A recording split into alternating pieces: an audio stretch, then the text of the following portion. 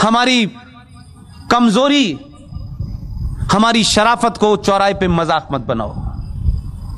बार बार मत जगाओ कि 800 साल मुसलमानों ने हमारे ऊपर खून किया है। यह सनातनी के अगर कान में चला गया और उसको समझ आ गया कि 800 साल बार बार यह आदमी बताता है कि हमारे गुलाम रहे हैं, हिंदुओं की औरतें हमारे हरम का हिस्सा थीं और हिंदू मर्द तो हमारा सिर्फ नौकर था और हमारी गंदगी साफ करता था, यह सनातनियों की समझ में आ गया तो एक तो अभी कानून से लिया है, पूरे 30,000 वापस लेंगे, ध्यान रखना।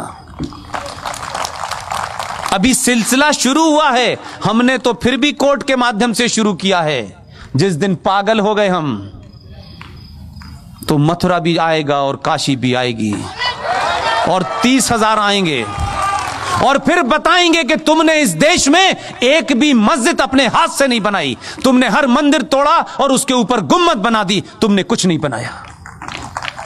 अगर तुम्हारा इस्लामिक आर्किटेक्चर नाम का कोई फ्रॉड था तो भाई मुझे बताइए, सऊदी अरब में कितने ताजमहल बने हैं, कितनी कुतुब मीनार बनी हैं? झूठे मक्कारों, किसी के मकान पे कब्जा करके नेम प्लेट लगाने से तुम्हारा मकान नहीं हो जाता। अगर इतना ही आर्किटेक्चर था तो कुछ दिखाई देता ना हमें। तुम जिन जगहों का हवाला देते हो, ईरान 77 से पहले क्या था, तुमने क्या बना दिया? और तुम्हारी तो ख्वाहिशात भी बड़ी अजीबोगरीब हैं। तुम इस देश से यहूदियों को समाप्त करना चाहते हो, वो शैतान है तुम्हारी निगाह में।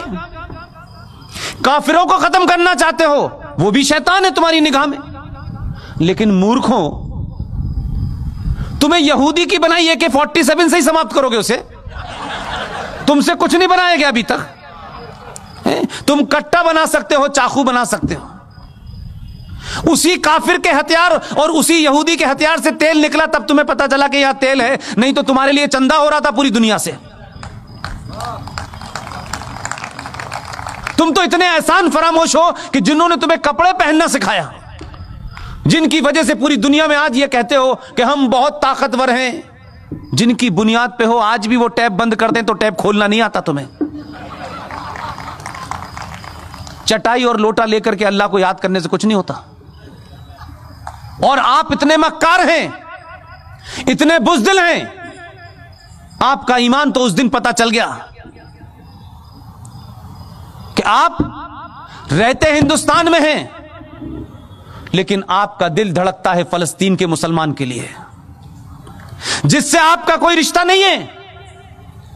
लेकिन अगर फलस्तीन के मुसलमान के लिए भारत की सरकारों पे दबाव बनाया जाए कि साहब फलस्तीन के हकों की, उनके मानव अधिकारों का हनन हो रहा है, तो हम इजराइल से संबंध नहीं रखना चाहिए। आपने भारत की बौनी सरकारों को सामने दबा दिया होगा, डरा दिया होगा कि भारत की सरकार इजराइल के साथ संबंध न रखे, क्योंकि आपको तकलीफ होती है कि वहां जो आतंकवादी हैं, जो हमास है, जो इजराइल के लोगों से लड़ती है। आप मुझे बताइए, आपकी सारी ईमानदारी, आपकी ताकत कहां चली गई जब इसी मुल्क के बॉर्डर से लगता हुआ एक मुल्क है चीन, उसने कहा दाढ़ी आधी, पजामा नीचे, अजान बंद, मस्जिद खत्म, रोजा आधा और मोहम्मद का नाम रखा तो ऊपर। कितने मक्कार मुसलमान हैं, ये जोकर नहीं जाता कभी। ये कहे हिंदुस्तान में खड़े होकर के कि ईरान के अंदर, चाइना के अंदर मुसलमानों के साथ बड़ी नाइंसाफी हो रही है, यहां से कहोगे यहीं से उठवा लेगा वो। एक लफ्ज नहीं बोले, आपको जवाब देना आना चाहिए। ये जो ताकतें हैं जिन्होंने इस देश में हिंदू मुस्लिम भाईचारे की आड़ में इस देश को मुसलमानों ने खोखला कर दिया।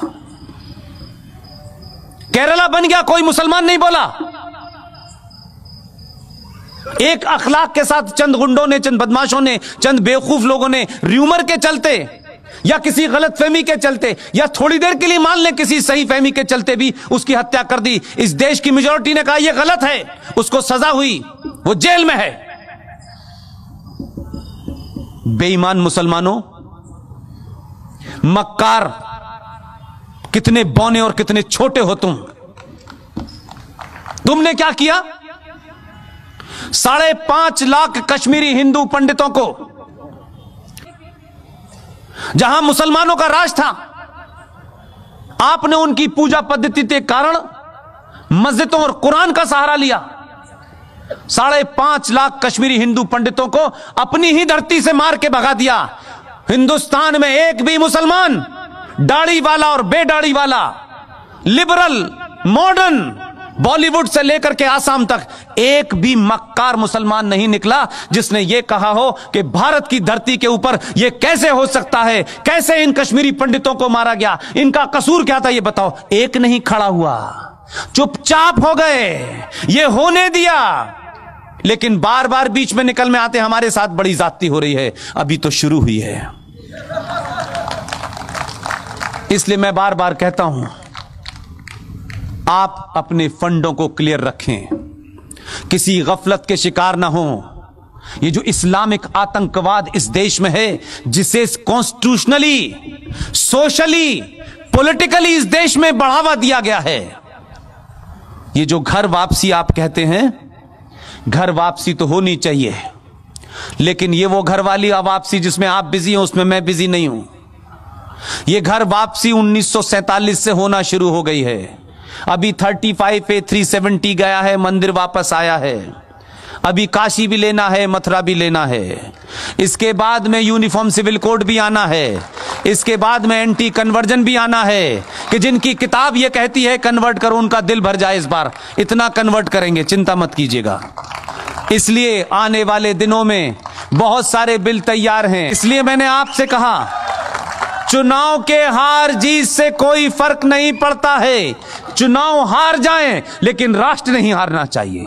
आप सब लोगों ने मेरी बातचीत सुनी और आखिर में सिर्फ इतना ही कहता हूं, सनातन के परिवार का हाथ पकड़ लीजिए, दुनिया में किसी के पैर छूने की हिम्मत जरूरत नहीं पड़ेगी। बहुत बहुत शुक्रिया, थैंक यू वेरी मच।